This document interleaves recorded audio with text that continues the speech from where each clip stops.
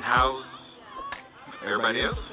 Everyone I associate with is thriving in abundance. Limitless. Hello and welcome. I'm Helene and I'm here to give my reaction to Love and Marriage Huntsville.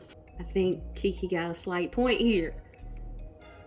If the context of the conversation that she was having with Melody was not in any ill intent per her perspective, and then Letitia goes out to talk to Kimmy and vent about the situation and have a conversation about Kiki, is that akin to the same thing? It's not bad intentions behind it. It's just I want to get this off my chest with this person. I'm not saying Kiki is right to be down there with Melody talking about Tisha, and I said as much in the first reaction. I felt like Melody was wrong for inviting her, and Kiki was wrong for giving anything other than, if you want to know, girl, call Tisha and talk to her. Yeah, she should have gave her that. However, all things being consistent, this seems consistent with what Kiki is saying. And I get that point too. So they come to this conversation and Kiki comes out of the building to address Tisha talking to Kimmy about what they just went through. And Kiki says, is that not like Melody? And then Tisha reiterates an apology. It appears that she has given on multiple occasions for the same incident that happened 5 years ago. I am with Tisha as far as if I've extended myself to the consequences in which that I would want to be afforded to me if I was in your position. What more do you want from me? It's 5 years. Either build a bridge and get over it, or stay on that side and leave me alone. So it sounds to me, in the context of this relationship between Tisha and her cousin, is in her cousin's eyes, Kiki, whatever Tisha said, because they both haven't said it on camera, and a lot of that has been going on during this season. They'll allude to something without specifically addressing it, but whatever. It is so harmful, whatever she said to Melody, that they don't want to speak about it publicly, and she had no right to do this.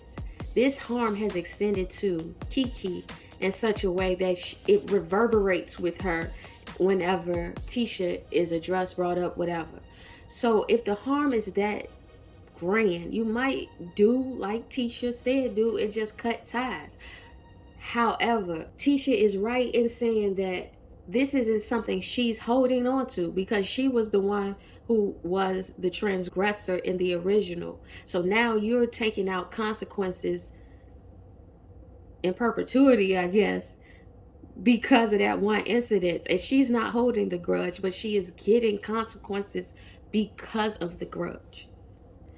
It's so ironic that Tisha is the one to tell Kiki this when Kimmy was the one to tell her this. If they weren't family, they wouldn't be talking. And that they keep going over and over. And this is the most articulate I have ever seen Tisha, and the most in agreement that I have ever been with Tisha. Stop dragging the sword. I'm with Tisha. It's a you thing. That's what I thought about that it was about to begin with Martell. I don't think it had nothing to do with them kids. I think it had everything to do with his embarrassment and his strategic planning to put Melody in that position where she makes the choice, so then he can spin it to somehow be a deficit towards her co-parenting skills.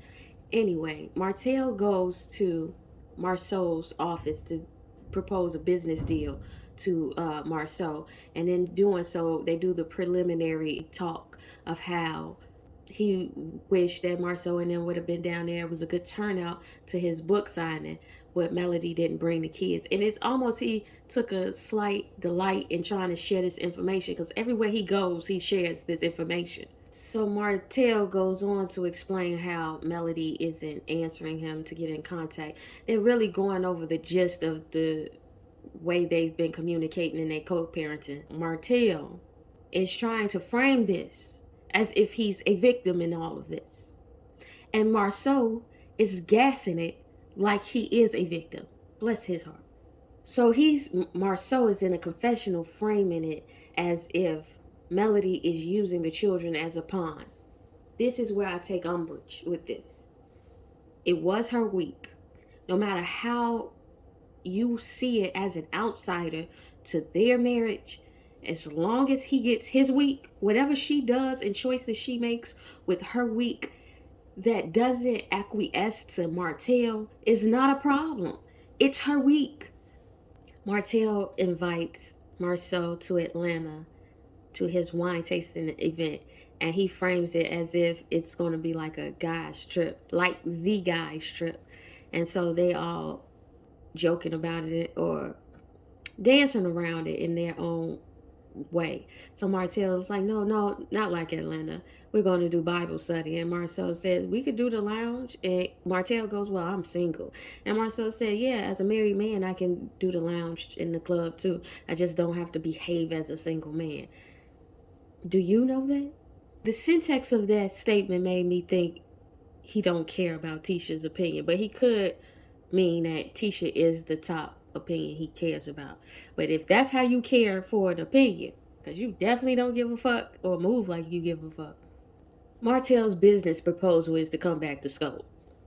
Marceau's response is go in on a project together to see how they feel with each other and see if that's the way back to becoming partners in the business. But he isn't a majority shareholder. He does share that business with Tisha. So there needs to be a process by which they approach going back into business with each other, if they do.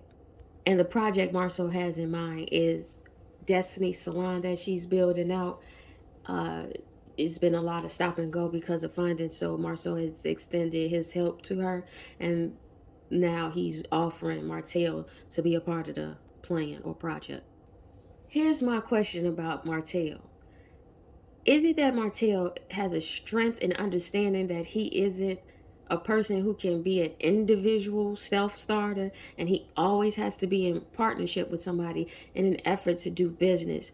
Or is it he hasn't thought to do business on his own? Because why is he always going into business with someone else instead of taking control and agency in ways that everybody else around him seems to be expressing but him? Concerning building and real estate, we're at Maurice and Kimmy's house as Maurice mounts look like a TV mount to the wall, and they have the discussion that Kimmy overheard Tisha have with Kiki when Tisha called Kimmy. And at this point, I'm realizing that Kimmy this season is the wallflower of the season at this point. She has no storyline. And the storyline she had, she quickly abdicated that storyline. You can have that, girl. But the one she got is like, girl, I'll play the I don't want to be in the middle, but I'm going to be in the middle tease. So I'm not going to explain it. It is what it is. Destiny goes to see Maurice at Maurice's office, and they discuss trying to get her back on track financially, because it sounded like the marriage to whoever she was married to wiped her out. Girl, was it worth it?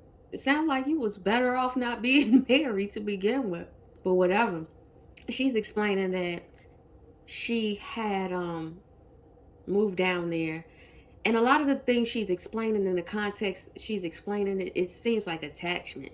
So she moved down there to Alabama, bought this home. She doesn't want to give up the home, but she wants to refinance the home completely in her name. But the thing is, she doesn't want to give up this home because she doesn't want to upend her son. Your son is a baby, though. I don't want to be flippant about it because I don't have children. So I don't know how that would impact a toddler. As she runs down this itemization of her financial condition, Maurice is taken aback and like, things ain't looking good for you. And then the way he looked at her credit score was like, whoa. I wonder how far did the credit score drop from where it was before you were married. Maurice advises her to make the space useful even when she can't be there, because the major investment is the building, not necessarily the business of Madonna.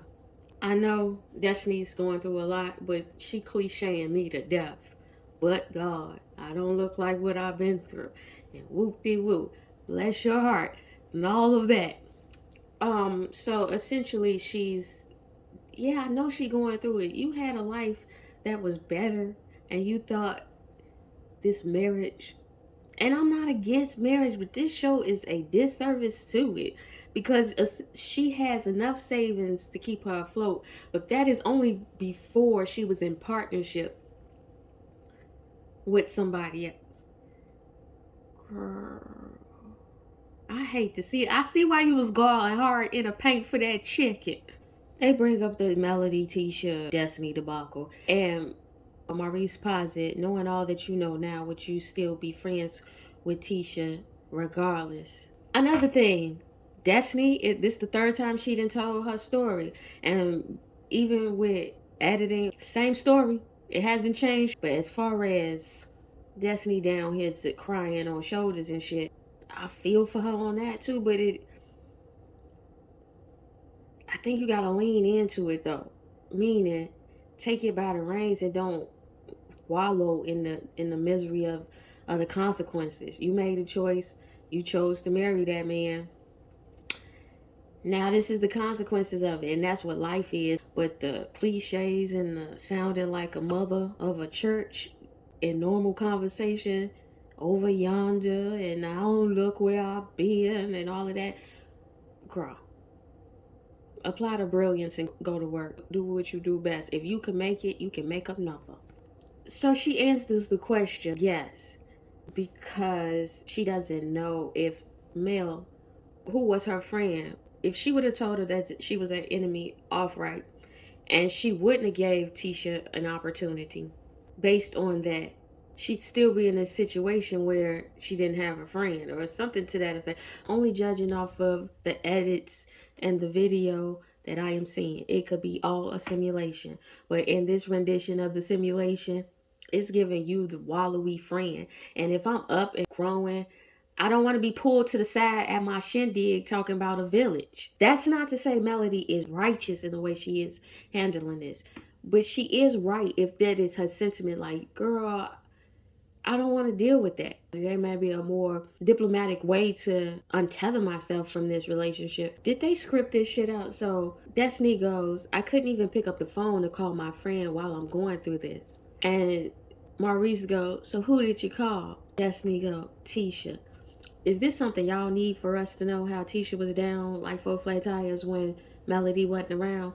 Because if and so, kudos, but so this scene is making me look at Destiny and Maurice as if they orchestrate this to get a different spin on stuff, and they're not the only ones. I'm interpreting a lot of scenes that I've seen from other people as spin. Melody doing that scene with Kiki, that's a spin scene. Martell inviting people out to his book signing with his children when he knows for a fact that he did not have a voice-to-voice conversation with Melody, per his own admission, and it was not his weekend. You're spinning the scene. So in the scene with Lou, you're spinning the scene. It's all spin. So Destiny is in a confessional saying how she thought her and Melody would be lifers, friends for life, but it's confusing the way Melody's moving. But I have to posit this too. Last season, you were moving a little weird too. And I think it's because the way Melody was handling the situation with Tiffany, it created some insecurity in you to the extent in which you overly celebrating her song at her event, while at that same event taking her to the side to discuss your village and create this deep conversation that has nothing to do with the moment. It felt like you were moving a little weird as well, as if you were trying to cling on to her like you knew that there was a detachment occurring. To hold her to a standard that you thought you would be lifers in a few years that you knew her, even as you were exhibiting behaviors, being desperate and keeping her close, letting her talk to you any kind of way. Because that episode that Melody addressed Tiffany on her couch is the same way she had been talking to Destiny, if not worse, last year, talking about some, I take care of all my ducklings. I'll give each one of them my attention, but one be want more attention than the other. Mama's gonna give you attention. That's some sunning shit you doing. You sunning her and making her look crazy. And y'all eat that. And then when she throws you away after she finished with you, y'all mad. Y'all played into the game, and she played that little sorority game on y'all, and y'all thought y'all was gonna be me five Melody, and y'all didn't make it. You didn't cross the burning sands that year. I don't know if it's just this specific episode. Are they repositioning Tisha as a different character? Marceau at his office with Tisha. Tisha's behind the desk working. Okay. She asked Marceau to allow Wanda to shadow him while he's working, and shadow the food manager or the chef, the cook manager, or whatever at Black, because she wants her mother to get the skills and the business acumen of selling food. Marceau gives way to it because Tisha made a good point. The investment isn't just the money. A part of the investment is teaching her how to do the business so that the investment can make a profit. This is a spin because all of a sudden you give a fuck what Tisha think. And I'm not saying that what Tisha is saying is wrong, but I feel like it's giving Marceau the ability to create distance between the decision that he ultimately wanted to make when Martell posed it. And when did Tisha become the majority? Has she always been a majority holder in this company? Marceau describes the business deal that Martell offered them. And Tisha goes, though he apologized, and he said he was being persuaded to do what he did to us as far as come after their marriage. He still had his own agency, and he had the capacity to do what he did, and he did it. So he still has that capacity to do it again whenever tried in that way. Tisha's like, she doesn't feel comfortable with him coming back into the fold. Well, Marceau is down to the confessional, like, Tisha's right. I've never heard him give so much grace and space to Tisha's opinion in all of these seasons, which gives me the feeling that this absolves him. It allows him to do what he wanted to do while still going to Atlanta with the guys. So he's still gonna follow through with the project for Destiny with Martell, but he's not married to it. He's just dating. Destiny comes down to see Melody at this restaurant. They get into the conversation, and Destiny's like, of course I know we got a problem, and I've heard it through mutual friends. Melody goes, what mutual friends? The ones you've talked to. And Melody goes, that's interesting, because I don't bring you up, and when you are brought up, they give very vague responses. The responses you give are vague to the extent in which it seems like you're lying. Not that it's vague in protection of what was the friendship between you and Destiny, or the inference that I am getting that you're trying to say she's not that important to your life to even talk about you like that. And that's what I'm thinking she's trying to infer. But the reality is, girl, she is that important, because you keep having this conversation too, and your story keeps a changing. And just like people are asking you about it, people are asking Destiny about it as well. That being some level of how important it is to each other, it means that it's just as important to Destiny as it is to you, because y'all mutually getting into this conversation. Melody out here taking crumbs out this girl mouth after she done gone through that marriage and came out broke. Oh, you was a whole hater. Melody sound like she bullshitting. Melody puts a spin on every fucking thing instead of holding herself accountable too. She is a reflection of Martell. And as much as Martell ain't shit, she ain't shit neither. When it comes to accountability. Whenever confronted with they shit, they always get the squirming out of it. It's just Martell isn't as eloquent and intelligent as she is in the squirm. She says she's not taking it accountability for her business. But if that is true, that a friend came to her premised off of you, you wouldn't take accountability, even if you were the perpetrator. So I don't expect you to. Destiny said what I just said. She is a manipulator. And Destiny, she was manipulating your ass last season. Now that's why you down here in this season look like the fool, because you got positioned in such a way now when she does detach from you, you look like a thirst bucket trying to sustain a relationship that from the viewer's vantage last season was you being just a dumb puppet, just like Tiffany, just like Tisha. Bitch, that's not what she asking you.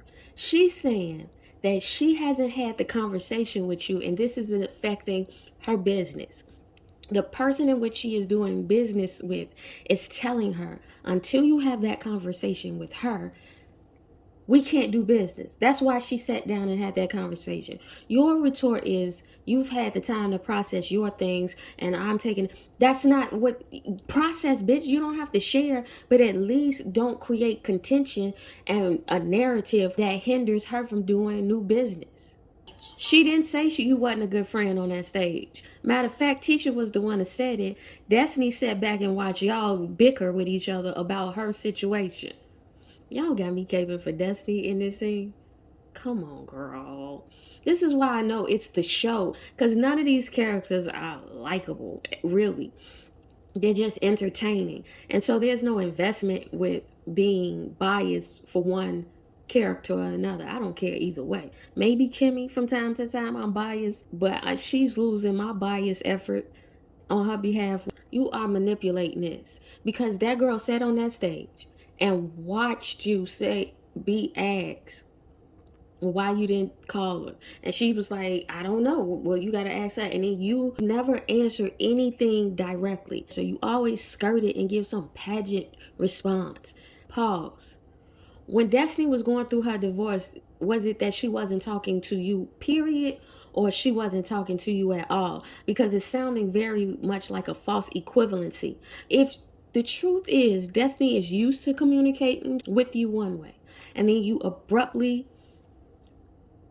discommunicate her. How else is she supposed to interpret that but with confusion? I think she's trying to equivocate not sharing particular information as not communicating completely. That's making this feel disingenuous.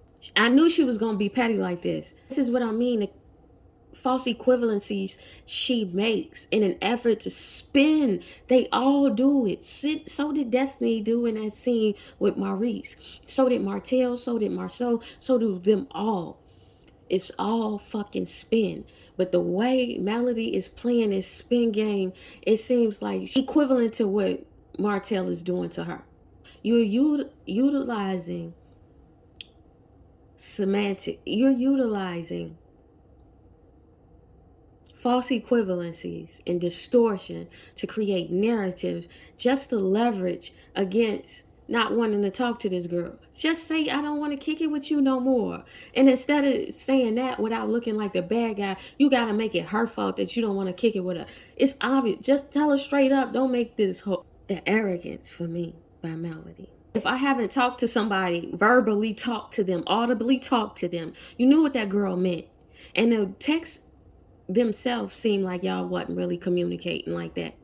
Her making facial expressions and you telling her don't be rude when you make facial expressions and make all these gestures and gesticulate in a way that's very arrogant and dismissive, but she does it and has been inaudible this whole time for you to get this whole rant off about your text. Even though the chillaxing thing, girl, if you probably text her haphazardly chillaxing or whatever, but you texted her. If she didn't fake the picture, she didn't fake no chillaxing. You said it. You more embarrassed that you say chillaxing. But that still doesn't negate the ultimate point. If I have not communicated with you in any meaningful way since we rapped, I don't know where we stand. If you can't show me no phone calls y'all had with each other between the time, you're showing the public text messages, which validates what she said. You did not talk to her. You are not showing us a call log. So to try to reframe it and try to say she lied on the stage and you gave her space and save face and didn't call her on the bullshit.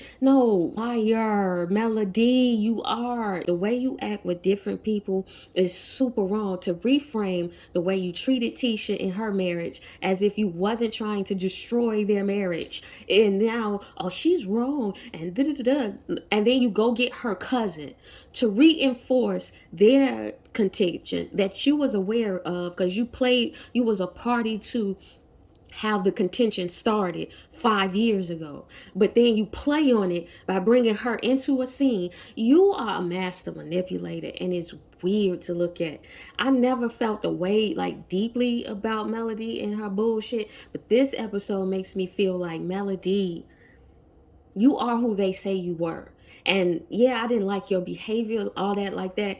But in this scene, it is the way you are golly of it all. You are spinning it and spinning it and spinning it as if it isn't what she said. Nothing you just did, none of that performance you just did makes inconsistent with Destiny said. And I don't care for Destiny's character on this show. I could give a fuck if she's on this show or not. But you doing that to another human being in that way for a performance of a camera is the same way Martell is doing you with the performance of these children. You just said in the same breath that she says, me being the person I am, I'm never trying to obstruct people's relationships, really something to that effect, after the fact that she supposedly, see the spin of it all, after she supposedly lied on her on stage. She didn't want to come between her being friends or kicking it with Tisha still. But then in the next breath, when Destiny says, you should have if you knew that that was your enemy, that's true. Like, then Melody goes, well, you knew that was my enemy. Whoop de whoop, you knew how our relationship was. But you just in that breath said, I'm not the type to be in between it. So if it wasn't a problem then, why is it a problem now? Even when she was your enemy then, if Destiny knew she was your enemy then, and you still encourage her to go and make friendship with whatever, not come between people building relationships, no matter if they're your enemy or not, why is there contention now? Why is that the issue if it wasn't an issue? You just said it wasn't. But now it is, because she's supposed to know she was your enemy. But you was encouraging her to get to know people despite who they know of you. So why bring it up is what I'm saying. Melody is doing here. She is data dumping shit that has nothing to do with nothing, just so it can amount to sounding like something, or padding the case. It's like, this don't have nothing to do with nothing, but it sounds negative. So let me just throw it over there, and we, the audience, got to weed through which is which sounds like an affront to Melody, and which sound like Melody just throwing shit out on the table and hoping that it stick. If you don't like the girl, just say you don't like her and keep it pushing. This false narrative and how you the bigger person in this false narrative. Melody gotta be lying about. She say she stepped away from the situation, gave it a moment, and thought about it. She was cool with her up until the point where she thought about it, like, I would never do that to nobody. You just did it to somebody, though. You've been doing it. What you're saying you wouldn't do, you have done. You did it to Destiny concerning Tiffany. Chicago words. Stand up. We be supplying the world with our lingo. Ops. Bust down. Thoughts. We do that. So Melody is in this conversation with Destiny concerning Tisha, and if you want me to do all of this. Now, she probably was referring to the village, even though she didn't go into details. Destiny asks, what do I ask you to do? You do us plenty. And then she goes into, I'm not going to be kicking it with nobody who kicking it with my ops. Then why'd you encourage her to have or formulate relationship with people you knew was your ops from the outset? Why didn't you set the standard of how to be your friend from the outset? So now when this thing arises, we're not caught off guard as the audience. Because if you have told this woman, I know I don't get along with her like that, but you can go form your own relationship with her. And now that she has formed this relationship with her, now it's you kicking it with my ops. Girl, you set her up to do that. I'm still not hearing the issue. I'm still not hearing where that point where Destiny did you wrong. If you would have brought up last season talking about how she messed up your mood at your party for your video, I'd have been like, okay, that makes sense. I'll give it to her. But this is making you look flawed. Melody, you knew that was his friend before she was your friend. So she's supposed to completely stop being friends with the person who invited her to the friendship with you. Because you invited her to be a part of this circle of friendship with you, including Martell and Tisha being a part of that circle of friendship. It's not her fault that the circle of friendship that you invited her to is your op circle, and she maintains this relationship with your op circle because that's the circle she has. Apparently, per Maurice's conversation with her, that's her only village. So we suppose a teeter-totter on the whims of Melody's desires. Why why are you holding her to this account without just being honest? Like, girl, I pulled away from you because you still in that circle. It's nothing about you being in that circle that's wrong. It's just that I don't trust my business around you because you still in community with them and I don't like them. No, you're not saying that. You trying to reconfigure this. Like, why do you need to frame her as a villain for you to step away from the relationship that you most obviously already wanted to, and without making her seem like she crazy for feeling away? Destiny is right in that confessional. Destiny knows you through Melody. So whoever Martell knows through her concerning her husband group, I'm assuming that'd be wrong for her to tell Martell to cut them off. And that's right. I didn't even know that dimension of it. So then that adds another dimension of the flawness that is Melody. She's the villain. I thought it was Martell all along, and he is. But he's like the minions of villains. He's the doofus in the situation. So Melody brings up the fact that Tisha said when she down, she a friend, and when she good, when she up, she ain't nowhere around. And she mad at Destiny. Destiny didn't co-sign it. She said, I don't know. That's not my experience. I'm learning. She don't know. So you want her to lie for you like Tisha wanted Kimmy to lie for her? So Destiny goes, so you heard my conversation with Tisha because you was next door to me the night before in the room next to mine. See, that's why I'm feeling like Melody is a freaking liar. Because when more details is added to what she's trying to contextualize, it's inconsistent with the way she's trying to frame it. So Destiny then goes, well, you heard that conversation, but you didn't hear when my auntie was in that same room telling me to be careful by being your friend because the way I was moving on your behalf. You didn't hear that, but you did hear. And then Malik, I did not, but I did hear Tisha. I did not. So you're a liar. Somewhere in this is inconsistent, and somewhere, I've been saying since the beginning of this season, this bitch is lying. And this character, I don't know Melody's personally. I don't even know if this is a real human being. It could be a simulation for my TV. But the editing of this television show is showing this person, this character. When I'm watching this show, it makes me realize that they might not be lying on you, girl. In the words of Melody, Melody is big weird. Because of the way Melody has been recontextualized to this story the whole time, now when she finally comes to the table and said, you were talking about me, in your words, you even said, I've got in my feelings about not talking to you, and that's why I was talking about you, or something to that effect. And I don't think she said it like that. Because why can't you say specifically what was said that you heard through the door? I'm believing Destiny's version of events. Destiny said, I texted you. See, I'm believing it because it is consistent with the character that's been edited for this show concerning Melody. Destiny goes, no, I texted you that I felt bad, that you thought that I was talking bad about you. And you go, aw, and that's them shit that Melody would do.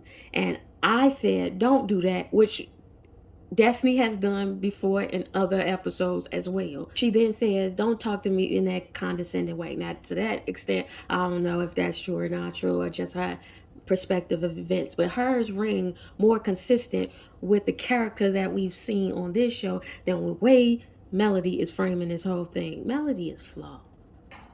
Melody is condescending. Melody saying, I'm not condescending. Don't put that narrative out there. Yeah, girl, but we watch you being condescending. We've seen you being condescending to Tisha, albeit in some respects warranted. But we've watched it have a history of condescension all up and through. This character, this episode of Melody, if I didn't think I didn't like this villain, she's giving me Giselle Bryant vibes. Melody gets up and leaves. The reason Melody leaves that scene is because she looked the fool the way Destiny kept. Destiny manner makes me believe her even more. Melody is through with it because Destiny isn't yielding. She not sunning Destiny like she did last season. She not sunning the girls and looking good at it. And because the way Destiny is handling it, all them shady shit she's saying is like being deflected. And because it's being deflected, Melody is looking even more like a goofy. Because Melody a lame for real. She a cornball. If she was a man, we all be looking at her like the cornball she is. The thing about when Melody fights, she be fighting with other lames. And dumb people. Either she fight with lames or dumb people or people who don't want that smoke. She know how to pick her opponent. But with Destiny in this round, Destiny didn't allow herself to look like the goof troop like she did last season. She didn't yield and give ground. She stood on hers 10 toes down because whatever it's going to be, it's been. Y'all ain't talking. So she ain't got a lot to kick it. So now, because she ain't got a lot to kick it, she just going to bring the logic to you from her standpoint, which is logical. However, Melody cannot continue or distort the logic because even with the way she have been framing it, and Destiny combating her framing the information with, no, that's not how that went. No, so you telling me you heard that conversation and you were in your room that night, but you didn't hear the conversation with my auntie in the room, but you mad at me about this, and you want me to stop being friends with I'm with your ops, yet though you told me it's cool to be friends with whomever and you cool. It threw a mirror up in front of Melody, and her hypocrisy all came to light in that conversation, and she couldn't handle it, so she walked off. And Destiny is jabbing by saying, I'm gonna pray for you, girl. And Melody say, no, don't pray for me. Whatever you pray for, I hope it come to you 1,000 times more. Destiny, fall on your fucking knees and pray great things for Melody. Pray her abundance. Pray her healing. Pray her introspective growth, so you can have exponentially, exceedingly above all you could ask for. Give that to yourself by your prayer for Melody, because she exposed her hand, and for her to default to perceive that your prayers would be wicked. Don't give me in my coaching bag. I grew up coaching. Take the utterance and give it to her, and then walk that same walk. Melody leaves the room talking about, I don't have to deal with this and all this drama these people wanted me to put up with. And you're the one creating the drama. They're confronting the drama you create. I see how she could be married to Martell. She is a Martell. She's a smart version, a woman smart version of Martell. Props to that. You might fucked around and made me give a fuck about you being on this show. Now I might want Destiny in more real situations. I want that Destiny that was at the table, that was whole in that moment, who didn't need to feel like she had to assuage somebody outside of herself for that moment. I want that in every moment. If you give me that Destiny, I want to see that. So Melody says, I got coins to make, not friends to fake. It's corny. It's that superficial deflection when you can't talk to nobody because they've positioned themselves where the external successes is a safeguard. That's why she gets away with in the public too, because it's the perception that everybody just want to be Melody. Everybody is just jealous of Melody. It's not a jealousy thing. A person can be dope at their work, can be smart, can be beautiful, can be productive at work, but that doesn't absolve them of the mistakes and the flaws of their humanity that may need to be tidied up. And one of her things is how she relates to people. How she relates to people is very arrogant, condescending. I think my point in saying this is Melody is never made to directly address any questions. To me, all this conversation did was prove that Destiny wasn't lying. And Destiny didn't need to bring out no fucking text messages. All she did was brought out logic. But to the ethos, still the future, I said so.